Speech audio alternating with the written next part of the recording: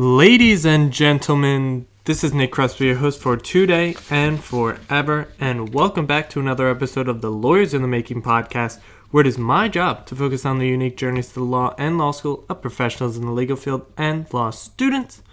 But let's talk about what we're doing today, because today we have another wonderful guest. She is a University of Dayton School of Law graduate and currently works as the head of legal at Tracy Health and as the co-founder of Foward Slash Health. She's had past positions as a legal intern at Innovative Certified Care and as an associate at Gordon Reese.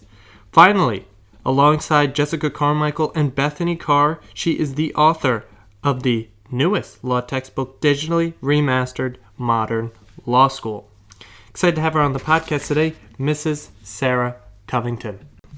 Before getting into the episode today, a few minutes of ads now. For no ads in the middle, no ads at the end. To support this podcast, please be sure to check out all the sponsors below: Start LSAT, Rhetoric, and LisaBlasser.com. If these sponsors bring great interest to you, please check out the sponsor links below in the description. I love them, and I hope you love them as much as I do. And of course, be sure to check us out at lawyersinthemaking.substack.com. One word, lawyersinthemaking.substack.com.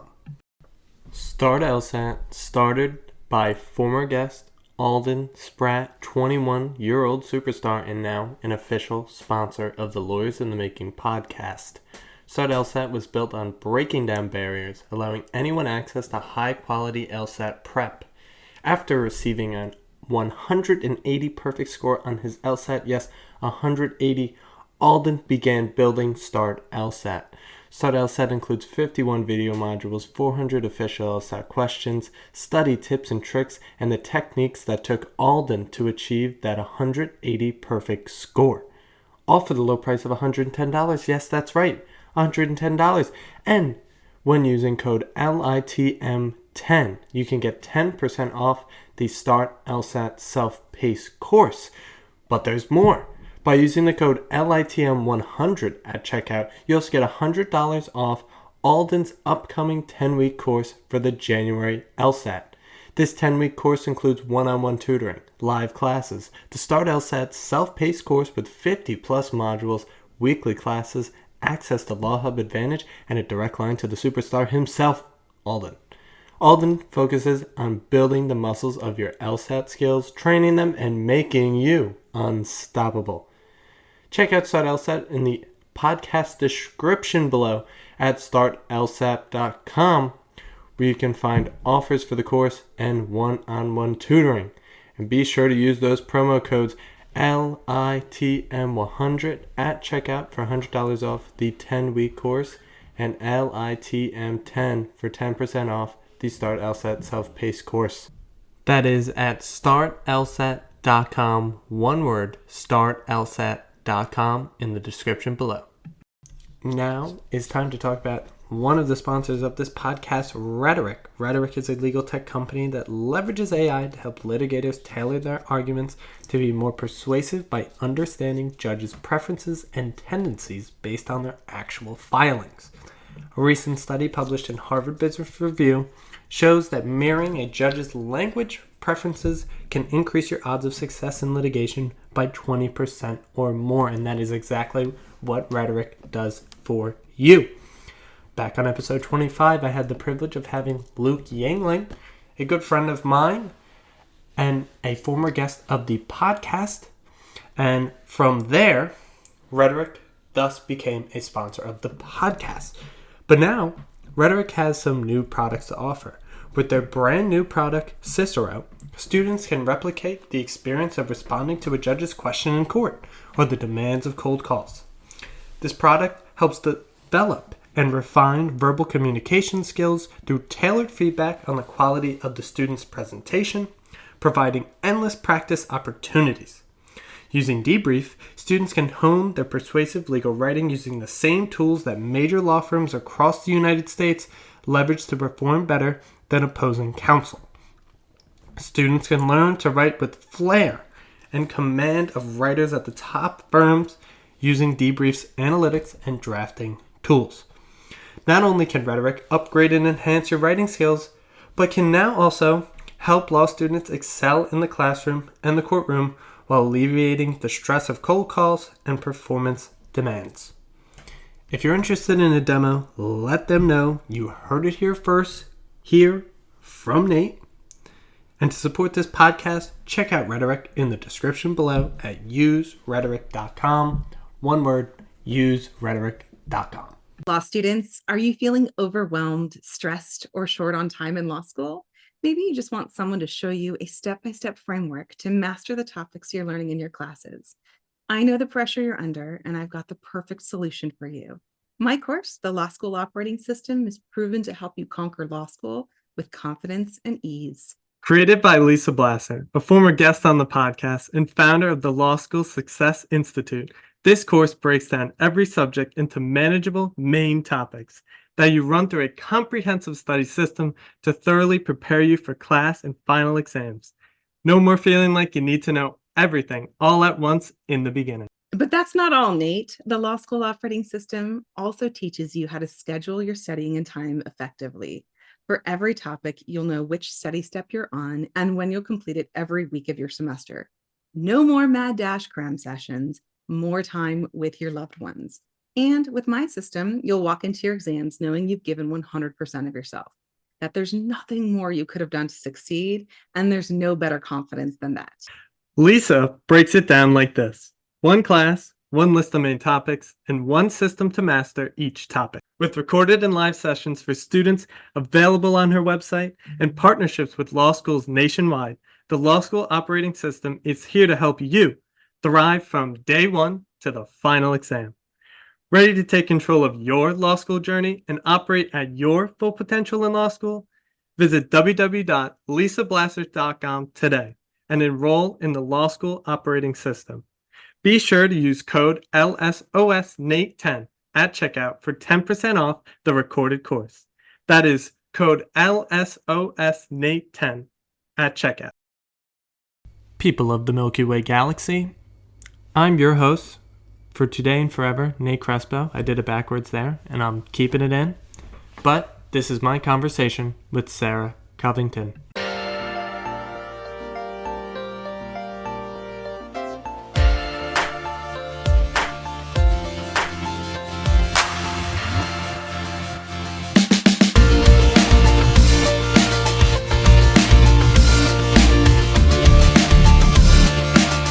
Miss Sarah Covington, welcome to the podcast. How are we doing today? Doing awesome. How are you, Nate? I am doing fantastic. It is a little chilly outside, but it's okay. I got my winter jacket. I'm feeling good. The sun is out for once in a blue moon here in Albany. But Sarah, before we get started, can you tell the audience a little bit about yourself? Yeah, but before I do that, just to get us started, anything that we talk about today is going to be for educational purposes only. No legal advice is happening in this forum. Attorneys are awesome. You should get an attorney, but I am not your attorney, and we're not entering into an attorney-client relationship. Cool. I love the disclaimer. Of course, for everyone out there is no legal advice here. So, Sarah, once again, tell us a little bit about yourself. Yeah, hi, I am Sarah Covington. I am an attorney. It's been a super fun journey. Love getting to do the work that I do. I formerly worked in a top 20 law firm in the IP and AI practice groups, but have since transitioned out to an in-house counsel role, and absolutely love getting to be a member of that founding team and help grow and do cool things in healthcare. Yes, now, what I love so much, Sarah, doing my research, finding things out about you, is that you represent a prime example of what I love talking about on this podcast, that there is no straight path. There's only your unique journey. You certainly have a very unique one, because you didn't arrive at law school until 2020, but you had such an illustrious career before then.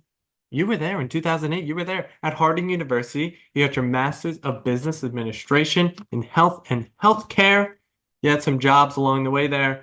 I could name them all. Actually, you know what? Screw it. I'll name them all. So you were a revenue cycle manager at Mountain States Health Alliance. Then you were a revenue cycle manager at Asante. Then you were a manager at Regional Health, a senior consultant at AIE AIE Medical Management. Then you were the RCM Director at US-based operations at AEI Medical Management. You were also an adjunct faculty, but you still do today, at National American University. You were the VP of Revenue Cycle at the same AEI Medical Management. And then finally, you were the co-founder and COO at AEI Technical Solutions. And then eventually you made your way to law school. But with all those experiences in mind, explain that journey. What kind of path were you down there, and why'd you decide to transfer out of it? That's a loaded question, but I'll let you speak. Yeah, so first of all, I don't really feel like I transferred out of it. And when I talk about it, it'll come full circle, it'll make sense. But yeah, I started my MBA at 19, so I kind of got a jump start into things, which was great. And had actually planned my MBA just to be a gap year before heading into law school. But my daughter had heart surgery when I was halfway through. And so I decided at that point that I wanted to go and work in healthcare instead, and was really fortunate to get to work in leadership roles, managing several different departments, which was great. At one point, I had 200 staff members at one of those health systems, like just huge, right? And through that, I really got to learn the business of healthcare, and was great at making money, but kind of decided like, hey, I want to do a little bit more than just help make money. And at that point, I was a VP of Revenue Cycle. And so the most natural transition was to head over and join and start up being in the Chief Operating Officer role, which was great. But also, we did not have an outside legal department. And so I was in the role of both being a compliance officer for the organization, in addition to my Chief Operating Officer duties. And I was managing our outside legal expense and paying these legal bills. And I was like, oh my goodness. And at the time, I was looking at PhD programs, and just stumbled upon the opportunity to go to law school, really. And because it was 2020, all of the testing and everything was pushed back. So I actually started, like, had a provisional acceptance into law school before I even took the LSAT, because everything was wild that year. So from the time I decided to go to law school until I was like sitting in class was something like 6 weeks. Insane. And really, I just went because I was wanting to just do the work myself. I was like, I don't feel like it can be that hard to write these contracts. I'm just going to go figure it out. And then that way I don't have to pay these crazy legal bills, which I don't know is necessarily why most people find themselves in law school.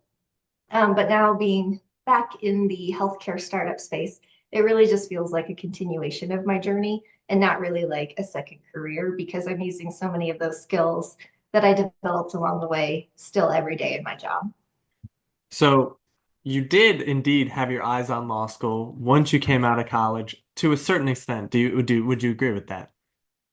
Oh, for sure. Yeah. But I had this like, I don't know if you're aware. So I was in foster care for part of my teen years, right? I started at a community college when I was 16 because that's where I could afford to be. And my advisor was like, you're going to have to learn to walk on water if you want to go to law school. So not really a super supportive environment, which is why I was doing the MBA to try to help kind of boost my application for law school. Yeah, crazy how life works out. Well, I mean, yeah, that's just a fascinating story there. Now, in going to law school, arriving at the University of Dayton School of Law, what was sort of the biggest influence for you to finally decide, all right, I'm going to do this law school thing. I'm gonna go enter the classroom, start getting my nose deep into all of this work. What was the biggest influence that told you, okay, let's do it? Yeah, get it, like those legal bills for our startup. I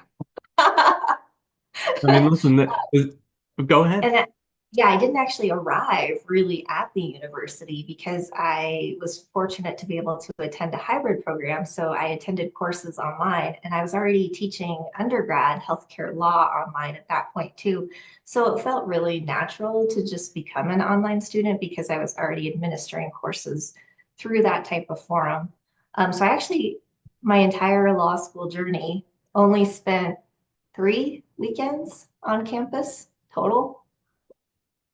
I mean, first of all, I'd have to say that is the first time anyone has ever said this on this podcast, that they only spend 3 weeks literally at the school. I mean, Weekends, not even weeks, weekend, weekends. not even a week, just weekends of being at the school. Now, we always love talking about the first year, but you had such a unique first year experience. I mean, obviously you're a hybrid student, you're going through all of that from your computer, you're doing all the work. So how was that first year being, I mean, this is such a unique perspective. So I'll let you talk about that first year of law school, being a hybrid student and getting through it. Yeah, it actually wasn't any different my first year versus my third year because I was in a hybrid program. All of my classes were online the entire time. The only component that really changed was because we started during COVID, we didn't have any of those on-site weekends for the first part. But it was great. I was able to continue working. So my first semester of law school, I was still working as a chief operating officer. It was COVID, so I was also homeschooling my daughter. I was still teaching undergrad healthcare law and also attending law school. Uh, all of this concurrently. I look back and I don't really exactly know how I somehow accomplished all that, but here we are. It was great. Another point in my law school journey, one summer semester, I actually attended two law schools concurrently, both of whom I took online classes. And I took 20 credit hours on top of also teaching undergrad and also doing a federal judicial internship. And it was wild and it was great. But through all of that, I was actually able to graduate a year early. So that was really awesome. It I was mean, good. But I'll also tell you, like real chat, can we real chat this out, Nate? Yeah, my first year of law school was really hard, like really hard. I was not prepared at all for some of the dynamics within like student to student. Like I was super prepared that it was going to be challenging academically. I was not prepared for like it not being like peer-to-peer supportive, and it was very competitive. Um, and of course, my first semester, I told you all those things I was juggling with like working and being a mom and homeschooling. And I was looking for resources like, hey, how do I do this successfully? And some of the academic success resources out there had really great, like, hey, here's a schedule. What you need to do is go study in the library. And I was like, that's awesome. But my law school is in a different time zone, like several states away. Like, that's not going to work for me. And so, also, while doing 20 credit hours that summer, I got together with a couple of fellow law students and I was like, ladies, let's do this. Let's make the resource for people that are attending these hybrid programs, which was phenomenal. So we wrote a book about succeeding academically in hybrid programs. And it was picked up and published by one of the three, there's essentially about three main law textbook publishers here in the US. And our book was published by Carolina Academic Press, so CAP. Super excited, fun journey, loved it. It's like a labor of love. It's like all the things that I wish I had known starting out in law school. I mean, I just have to say first, Sarah, you might be the most industrious person I've ever met. I mean, just absolutely insane doing three jobs while you're going through law school. I mean, law school is already one of the most difficult things anyone could go through academically, but on top of that, you have multiple jobs. You also have a kid at home. There's so much going on there. But let's talk about this book. Indeed, digitally remastered Modern Law School. You were an author. Jessica Carmichael was an author, and Bethany Carr was also an author. So shout out to them. But what exactly is this textbook all about? Explain. This is your shameless plug. Yeah, here we go, right?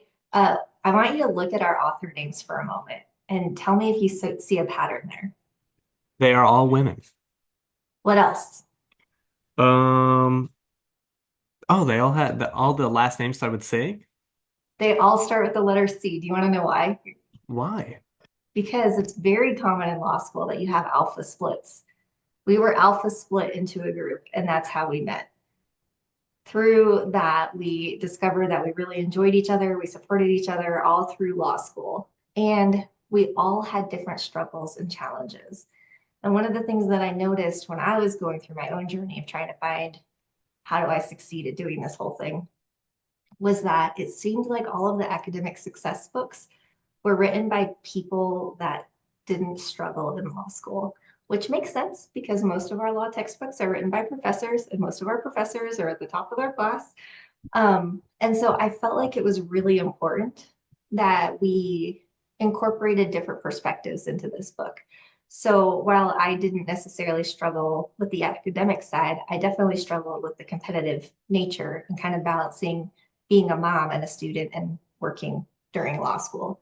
And some of my others had more academic struggles or struggles in different areas.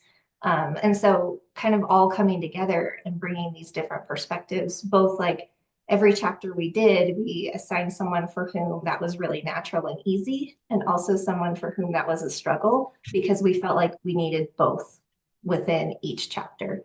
So it's something that we tried to really approach well-rounded. And like real chat, it's hard, and that's okay. And there's going to be things that are easy for you and things that you struggle with.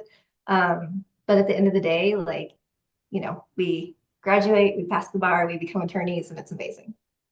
So focusing on your specific struggle that you faced in law school, this competitive nature, how did you deal with this competitive nature? What sort of insights do you put into the book, and some insights that you implied to your own life to get, past that sort of struggle? Yeah, so my second semester of law school, I sort of completely unplugged from the student body entirely. And I started volunteering very proactively with my state bar, which has been a phenomenal experience overall. And then I slowly started integrating back into the student body, but I did it strategically, wanting to make sure that I was spending my study time not with like the gunners or like the elites or whatever, but more like, hey, who's struggling? Who can I come alongside and try to help to make sure that they have a really great academic journey here?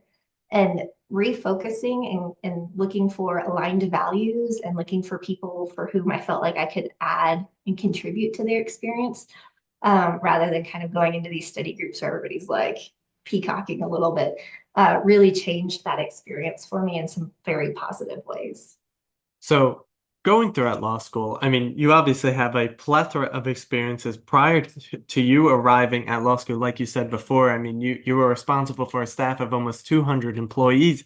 So were there any things in particular from those past experiences that sort of helped you throughout law school or influenced your law school experience in any way?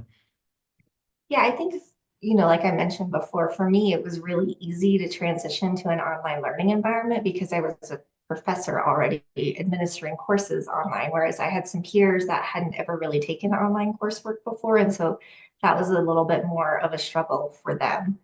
Um, but can we pause here for just a moment? Can I Sure. address something that we haven't talked about? Sure. Okay, like unscripted. Here we Go go. ahead. This whole I podcast think is scripted. Right? Okay. I think there's a huge misunderstanding out there. And so if we have prospective law students listening in, like, hear me on this. I know I'm talking about this in the context of being online courses. When we are looking at our ABA approved law schools, hybrid is kind of that terminology that's used. And I went to an ABA approved law school. So I know that there is kind of this long-standing, hey, most law schools aren't ABA approved. You're not going to be able to take the bar in any jurisdiction. Know that that is very much part of the history, but in much more recent times, very recent. In fact, I was in the first graduating class. These ABA approved online programs are bridging a gap that we didn't used to have. So the closest law school to me is 6 hours away. Without this ABA approved program, I would not have been able to attend law school. If I had attended a regular online program, I wouldn't have been eligible to sit for the bar in my state, but because it was ABA approved, I was able to. I mean, that's fascinating. I genuinely had no idea about any of this sort of stuff. No one's ever come on here and talked about this. I mean, you have such a unique perspective because you were indeed a part of the hybrid program, one of the first. Did you say the first? Was it the first ABA approved hybrid programs? I was in the first graduating class for the law school that I went to. When I started, there were only 4 law schools in the country that had this ABA approval. And I was in the first graduating class for the one that I attended. When I started, there was one other ABA approved hybrid program that had graduates.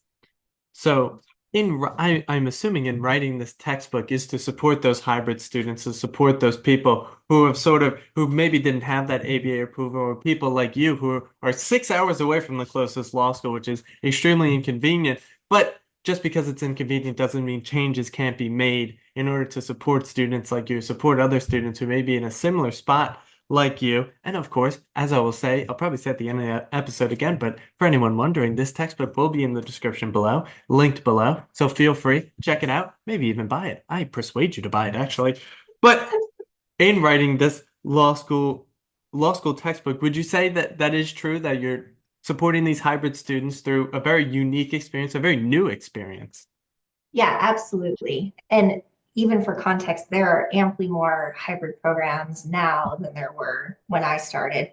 I think last count was it's up in the teens already. So in terms of like growth, it's huge. And when we were going through it, none of our professors had been in online law school, right? So they're trying to figure out how they take their traditional teaching and put it over here.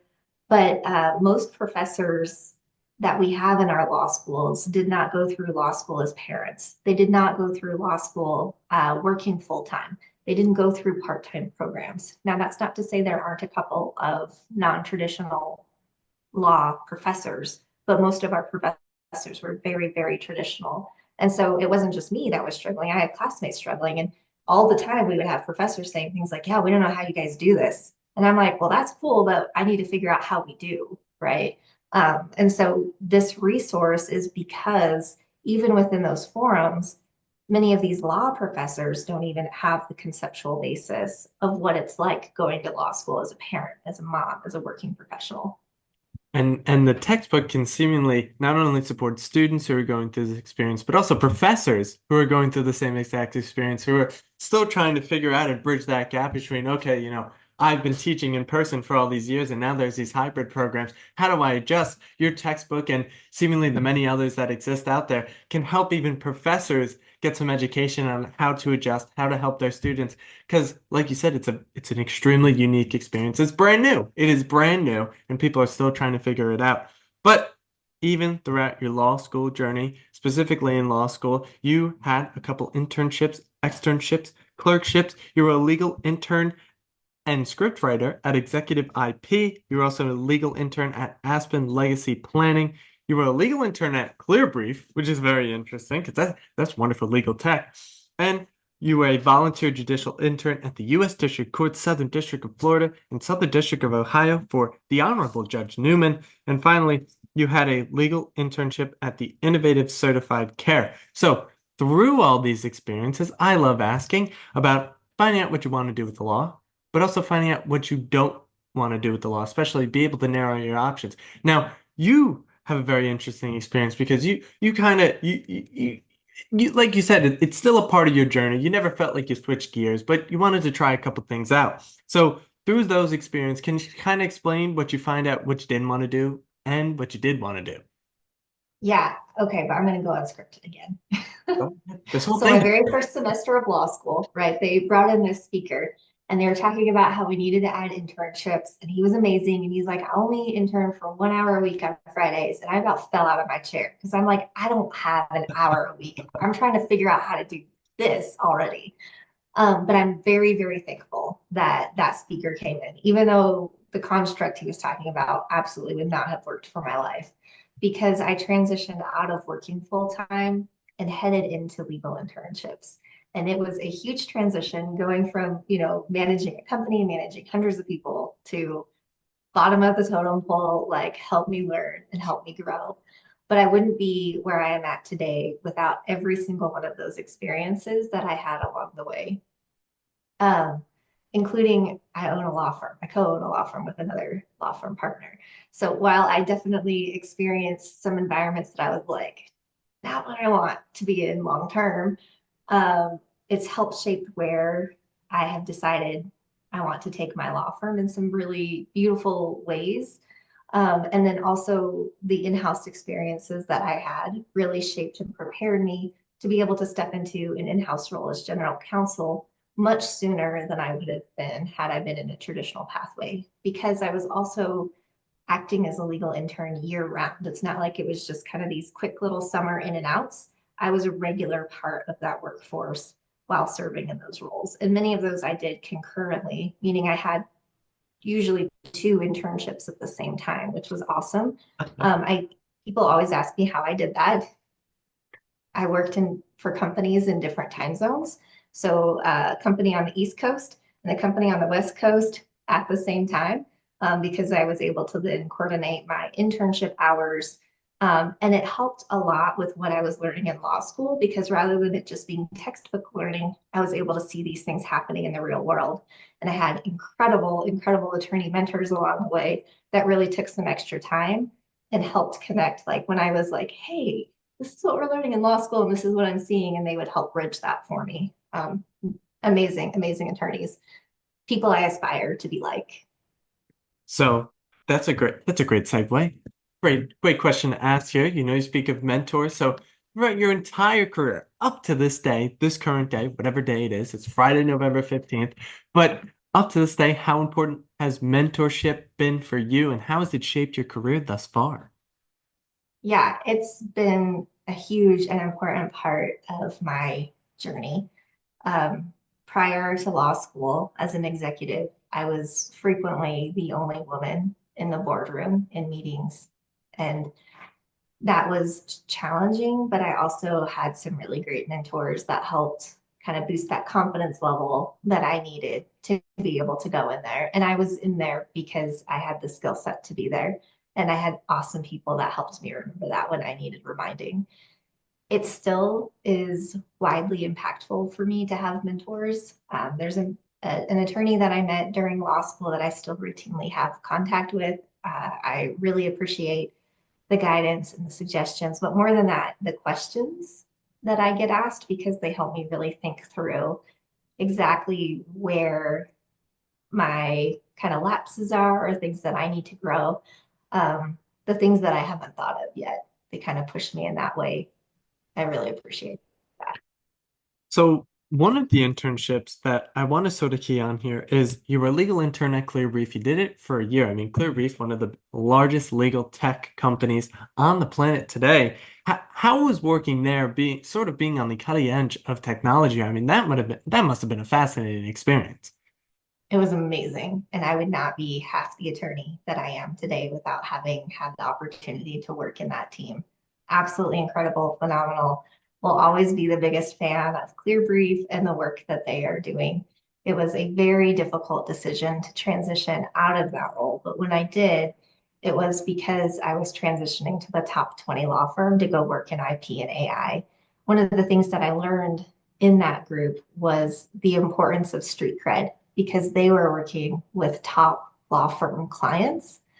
And I got to see firsthand sort of how those conversations were held.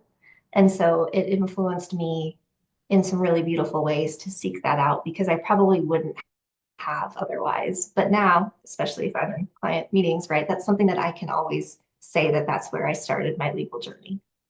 So what is street cred? Street cred. I think it looks different in different areas of the law, but it's sort of, if you've done something like a federal judicial internship, that always carries that street cred. If you were on law review, that always carries that street cred. If you were in certain practice areas, depending on the group that you're speaking with now, that always carries that street cred. So before getting beyond your law school career here, what are some of the most valuable insights that you took away throughout all of your internships and clerkships throughout law school? What are some of your favorite things that you took away that you still remember to this day? Yeah, we've talked a lot about the things that I was so fortunate to be able to do, but what we haven't really talked about, and one of the things that I really learned, were all the things that I said no to. And that list is amply longer. And I enjoyed having the opportunity to develop that discernment through legal internship offers and different things that came up along the way, because it gives me a lot more confidence now in where I wanted to go and where I want to be moving forward. And there are not a ton of seasons in your career where you have that many opportunities flowing into you. In fact, it's kind of a tough job market out there usually. So it can be difficult to even find a job let alone be in a position where you're saying no to numerous offers. And so I think that, not that it is like fun to say no to people, but fun to be in a season where I got to develop that key discernment. So we speak of seasons of your career. I've heard that word very, very often. One of my favorite people ever, Alex Hormozy, always talks about the different seasons of his career. So can you define what is it? What do you mean by the seasons of your career? It's like those little chapters that build the building block foundational skills that you need. And sometimes that's a grouping of jobs. Like I tend to think about the three health systems that I worked for in revenue cycle leadership roles as one sort of season because it was really similar. And I did the same thing across three very geographically different locations, but the same skill set. Moving into the vice president role for revenue cycle, it was the same kind of underlying work, but it really pushed my leadership to the next level, stepping from managing multiple departments up into the leadership role where as an executive, you're responsible for the entire operation, like the buck stops with you. I tend to think of kind of law school and all of those legal internships, judicial internships as sort of one chapter. And I built some really great legal foundational skills during that season. I also found out that I don't really want to be a litigator. That was great, great learning. I'm glad I did it. I am so much better prepared to be in-house counsel because I went through some seasons of being in litigation environments, but learned that's not where I want to ultimately head. Some in-house counsel teams handle litigation and some use outsource to send those to other attorneys. I know that when our legal department gets big enough that that's not my piece and that's okay. Right. And it's okay for you as a practitioner, as you look back on the seasons and the skill sets that you have to narrow down and say, here's what I'm good at, here's what I enjoy. And it's also okay for you to look back at your seasons and those building blocks and say, hey, cool, I want to learn a new practice area because you totally have that ability too. That is absolutely 100% true. There's always an opportunity to begin again, to learn something new, bring new challenges to your life, and you certainly are doing that, Sarah, every single day of your life. I mean, it's crazy, honestly. Reading the laundry list of jobs you're having all at the same time, it's amazing. I have to say, it's absolutely amazing. You must have a very, very planned out calendar. But do you? No, no, actually, like so this is in the book too. No, I do my calendaring really differently because like I had friends in law school that, each week they would sit down and like write out their task list and like time block, here's what I'm gonna do each day. That just doesn't work for me. What I do is I write out my semester checklist. Every single class that I'm taking, everything that I have to do for the entire semester goes on a single page. And so when I have my time blocks available, I don't have any decision-making processes involved, like, oh, what do I need to get done? I'm not wasting my time each week figuring that out. I just like look at my master checklist and check it off. I still do a very similar method in my professional working life where I know in a month everything that needs to happen. And then when I have those little blocks of time that pop up in between meetings, I just jump in and plug through. So it's not like time blocking, like, oh, I have to set aside this little section of time to do this reading. It's, I have this section of time. I'm just going to plow through and get done what I need to in that time block that's available. And I also like put guardrails in place. So I force myself to get done whatever has to be done in the time allotted. It's not like, oh, I have this many pages. That's going to take me 6 hours. It's, hey, this is the time that I have available to read this week. So I'm going to have to hustle and get it done in those time blocks. See, I agree with your approach more than the other approach. I do very much the same thing. It's just like sometimes you just got to get things done. I'm very good at getting things done. So it's just like I got to sit down, I got to make myself sit down on the chair. And it's like, Nate, don't get up, don't look at your phone. And once you're done, you could walk away, boom, you're done. But you just got to be efficient and you got to trust yourself that, okay, I know when I sit down, I'm going to get it done. So I won't have to worry about it later. But Oh, I look at my phone constantly, by the way. They always tell you not to do that. I probably look at my phone about every 5 minutes while I'm studying because that quick like break refreshes me enough that then I can keep reading and plugging in. If I just try to read straight through, it's mush by the end. I need those like, I don't know, unplug for a minute, plug me back in. Let's do this. Yeah, and without doubt, there's most likely an email or text message on your phone that you have to answer. So without doubt, it's buzzing the whole time. You get up for this 5 minutes. Okay, answer the email. Okay, back to it. So I love that so much. But you eventually, following law school, became an associate at Gordon Reese. You're there for a year, and also you were also getting your Masters of Law LLM all at the same time. My God, Sarah, I can't believe it. So, how was your time at Gordon Reese? And then also your decision to get an LLM. Why did you decide to do that? Oh, that's an easy question. Netflix discount. No way. You get a student discount. No, I am fortunate that it's a fully covered degree, so I don't have any financial outlay other than textbooks and able to kind of continue in that. So I'm set to finish that LLM August of next year. Until then, I'm thoroughly enjoying that Netflix student discount. It might be Hulu. I don't know. One of them has a student discount, and I'm on it. Not giving that up. Loved my time at Gordon Reese in that I learned so much. It was an incredible experience. They are phenomenal attorneys. There are over 1,000 attorneys. I have no idea how many are in the firm. Um, I also learned there's some areas of law that I don't really love getting to do because even though I was in the IP and AI practice groups, I got to work on some other things, and that's okay, right? Because you're not always going to love every single component of your job. But I also know now there are some things that I'm just not going to take representation on those matters in the law firm that I own because I've had that exposure and that experience. But if someone brings those kinds of things up, I can always help direct them to really incredible attorneys that I know that do handle those things. And you end up with a great network. So actually, just last week, I texted one of the attorneys that I used to work with, and she got me connected with another attorney, and they're helping with something that I needed, which is phenomenal because you're also, as an attorney, always going to need help and support. It's very rare that you're going to know every single thing about every single thing that might hit your desk. So being willing to create those relationships and then making sure as you exit that you exit smoothly so that you can still tap into that network is helpful. So that's a great segue. Now we're at the networking question. I used to combine it with the mentorship question, but I thought to myself, they're two completely different things, two completely different topics with two completely different answers. So obviously, you probably have a wide net, a very wide network of people. I mean, you go at all these jobs and you clearly do an amazing job. I already know it. Like I said, very industrious of you, Sarah. But how important has networking been for you and still is to this day?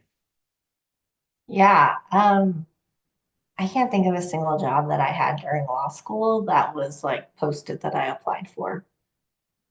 So the estate planning one, I looked at law firms in our area. I found one that had consistently had this opening for an associate attorney. So I kind of assumed they were short staffed. And I asked that attorney if we could have coffee. And by the end of it, I had a job offer, which was great. That was amazing. um, yeah, federal judicial internship. I'd actually connected with that judge because I got an intro through my law school. It was unclear to me who my local federal judicial person was because we were going through transition. And I looked on the website and I was like, the website says this, there's a news article that says that. Like, I don't actually know who I'm supposed to reach out to. And after that conversation, he very kindly reached out and sent me an email. And he's like, I think you should do an internship with me. And of course, I'm like, sign me up, right? That's amazing. Um, so every job, even the group that I'm with now, which best career decision I've ever made. When I was working at Gordon Reese in a mutual like group that we were part of, someone had texted about or put a message out about needing legal services. And I was like, heck yeah, I'm going to bring another client into the law firm. That has to be a great thing to keep doing. Sign me up. That's what I went into that chat for. And through that conversation, I was like, holy cow, let's Red Rover this. I want to be on your team. I want to build with you. Like, sign me up. It's been amazing. So Yes, absolutely. Networking is the way to go. I don't know, maybe people apply for jobs that are posted online and get them. I'm sure that's part of it, but that's just not how I've ever gotten one. I mean, the only job I've ever done that for was my job at ShopRite when I was a produce associate. I say that I will one day return back to the produce section and put away broccoli and bananas. I just enjoyed it so much. It fills my soul with joy. I don't know why putting those bananas on the display just makes me feel like $1,000. And it's very technical. There's so much going on. I just enjoy it. I could really talk all day about the intricacies of a of a supermarket. I think it's just a wonderful place. Everything must work. All the gears must be in shape in order for one day to move to the next. And I'm getting on a tangent here about supermarkets, so I'd rather not. But No, but I'm learning about a skill set I didn't know you had, and I feel like my fridge could use you because it's a little bit of a free-for-all situation. So there's a space for that skill set that you developed. my piece of advice held always. So the first time I arrived, when I was not interviewing, but like when I got the job already, I was talking to the big boss, the boss of the whole shop, right, which was such an honorable. He told me he almost went to law school as well. So he's like, "Oh, that's great. We have so much in common." But he decided to come back and run the shop, right. I was like, "I think you made a better decision, I'll be honest." But he told me, he's like, "Nate, here's the first thing with produce. You bring the old stuff to the back to the front and put the new stuff in the back. So whenever you're at the supermarket, all the old stuff is in the front, everyone. But if you dig Yep. to the back, that's where all the new stuff is that they just put out. See, I'm giving away secrets you're not supposed to give away. If ShopRite comes after me legally, I will represent myself. But that is like a key point I always look for whenever I'm shopping at, because I know that the new stuff is in the back, the fresher stuff is in the back. They're always pushing the old stuff to the front. So that's my tidbit skill set sort of thing. It's a lot of carrying boxes. You wouldn't imagine that working produce, but it's a lot. I did a lot of deadlifting there, so my back took a toll a little bit, but I felt like it got a little stronger. But right now, you are the head of legal at Tracy Health, and you are also the co-founder of Forward Slash Health, which I'm assuming your hat represents. So I'll let you talk about what is Forward Slash Health, and how did you come to co-found it? Yeah, so let's start with Tracy Health. Like I mentioned, like, hey, co-founder chat, Red Rover, bring me on board. What we did is built from the ground up a digital health startup that was focused on wound care. And we realized, like, hey, we all really love getting to work together. This is a great team, but these patients don't really need virtual visits. What this group needs is actually patient education. And so we were left with this infrastructure that was built to support an entire practice. And so rather than winding it down, because we've gotten so many questions, or I had along the way from other founders, like, hey, how'd you guys solve this? What'd you do for that? We were like, let's just take this infrastructure and repurpose it and let other people plug in that are getting started so they don't have to build everything from scratch. And that way we can get a whole lot more going in the healthcare field, which is amazing. So Forward Slash Health is a wholly owned subsidiary of Tracy Health. We have another subsidiary as well. But that particular subsidiary is a retooling of that infrastructure that was originally built that just supports others that are getting started in healthcare. So it's a platform per se. Not a platform and like buttons that you click, but really like fractional level department support that you plug into. So HR, payroll, finance, accounting, compliance. That's one that I run. It's fun, love it. Billing, right? All of those kinds of pieces.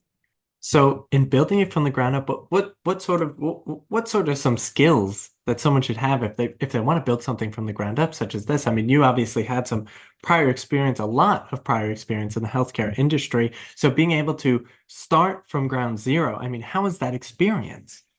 Well, I love it because I love growing things and seeing things like come from nothing and be something. But in terms of like some legal skills that are used, of course, for foundations and drafting your agreements and drafting your equity allotments and drafting employment agreements or like contractor agreements, like all of that that goes in. And it's really awesome to have legal do that right from the get-go because it's way cheaper to do it right the first time than to have to like, you know, pay for it later. And so it was really awesome to be there, like right from inception, being able to set all of those processes up. Business insurance selection, right? That's a huge part, making sure that the services that you're offered are covered within the scope of coverage that is being selected for the entity. And then also working through contracts as you're beginning to engage with vendors, for solutioning, being able to read those terms and really understand what that business is agreeing to, and understanding operations in such a way that you're making really informed decisions about the content of those contracts. So what I have to ask, obviously you've had your experience. You were a VP, you were a co-founder, you were a COO, and now you're a co-founder again. But you say informed decision. Is it a low information diet you're working from? Do you sometimes have to make decisions where you're like, I don't really know what's going to come out of this, but I'm going to use the information I have in front of me and make that decision. Do you feel that ever happens? Oh, for sure. But hopefully you've got like gut feeling that's informed based on experience. For me, I'm very fortunate to be in a co-founder situation. So it's a team that we all bring different experiences to the table that we can bounce ideas off of each other. So we use group decision-making process for some of those things as well. Ah, fascinating. See, one of my favorite books ever, The Hard Thing About Hard Things. I read it multiple times now. I just love it so much. But that's one of the things he talks about, Ben Horowitz, very much, is about having that low information diet, that sometimes you just got to make decisions. You don't know what's going to happen. You're just like, you know what? Let's see what happens. Have that courage. It takes a lot of courage to make those kind of decisions. But when it works out, you feel like $1 billion.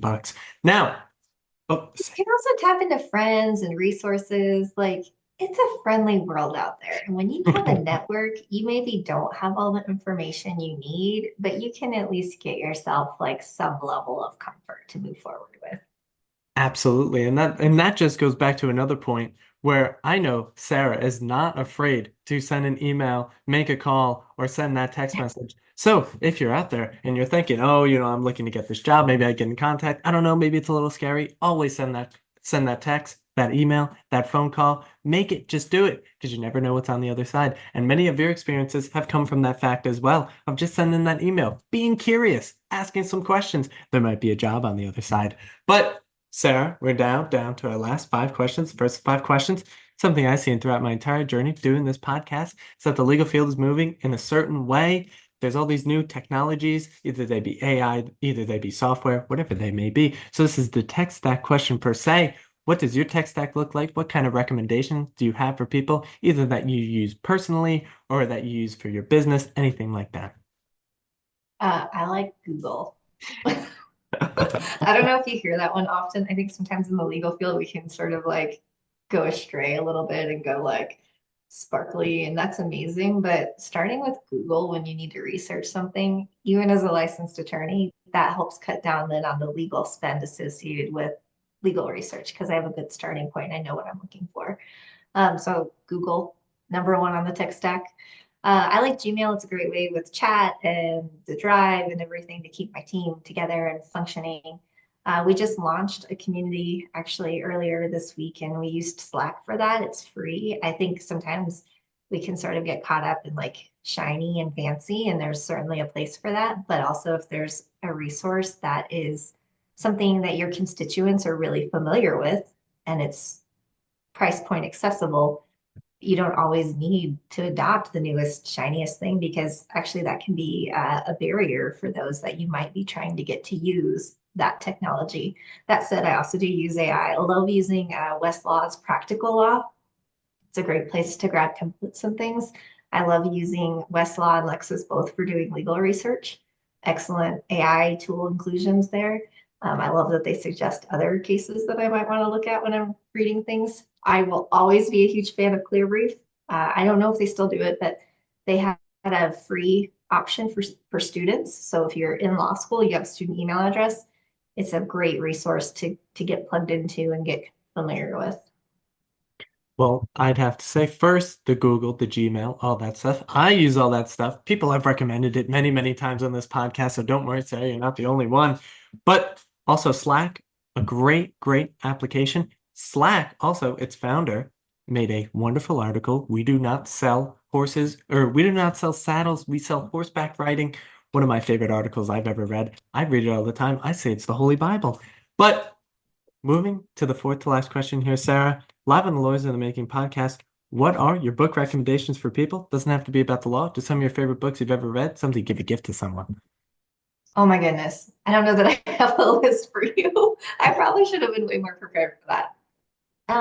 Good to Great is a good one. Just Mercy is one that I read during my first semester of law school. And it was really impactful for me to have a vantage point into the justice system that I had not had before. So if you're looking for like a really good social justice read to understand some of the limitations, Just Mercy, solid, solid conclusion.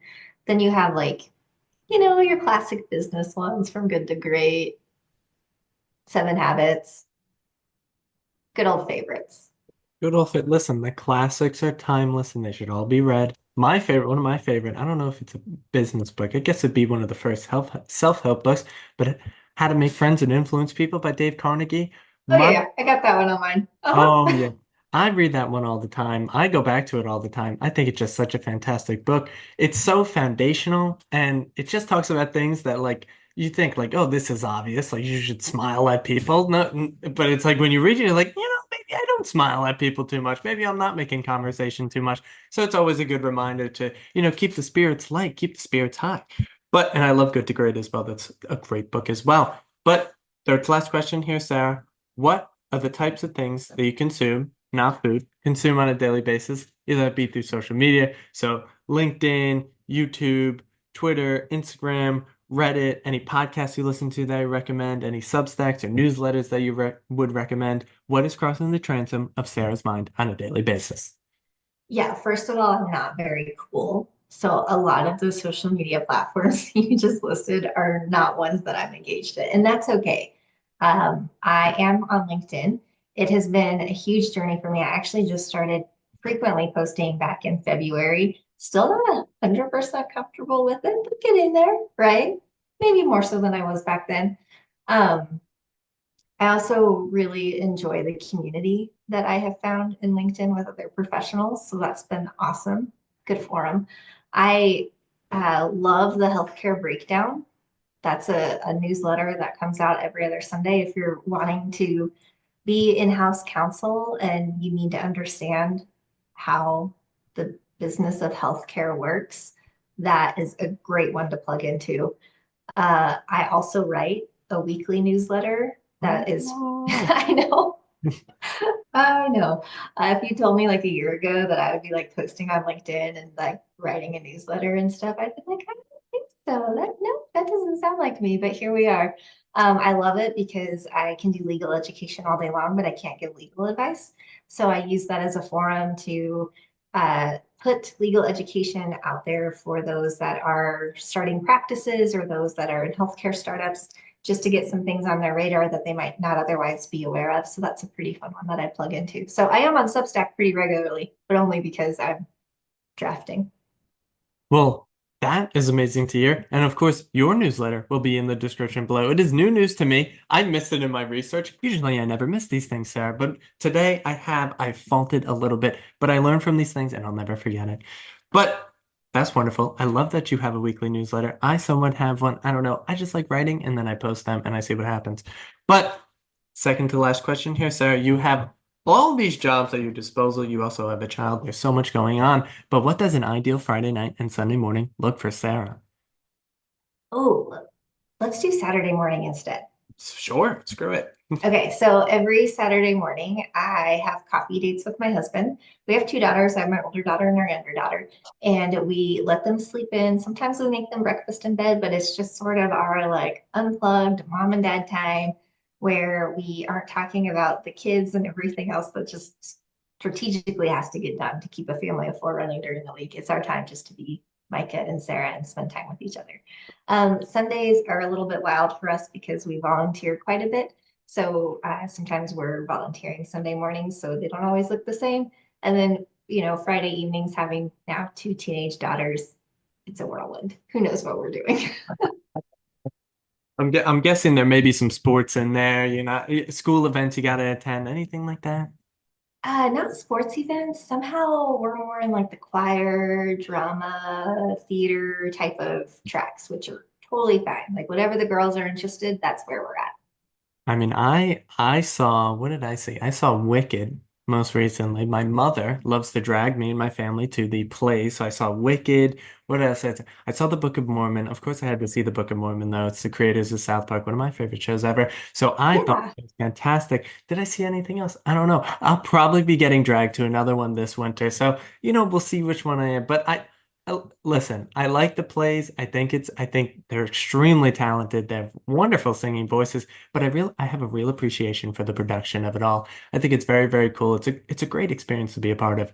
But, sir, we're now down to the last question, the final question that I ask at the end of every single episode to every single guest. But what are your words of wisdom for the aspiring law students, the current law students, and the legal professionals out there in the world? My words of wisdom are to just be you. And I say that to you because it's something that I needed to learn for myself. There are certainly stereotypes that we encounter in the legal profession. What comes to mind is an article that was published back in February that was talking about how in the law, red is a risky color. And it was discouraging women from even wearing red lipstick. And there are some forums where you might not feel comfortable wearing that. But certainly the concept of professionalism is much broader today than it was 50 years ago. And we see some really traditional segments of the law, and that's amazing. And there's certainly a place for it.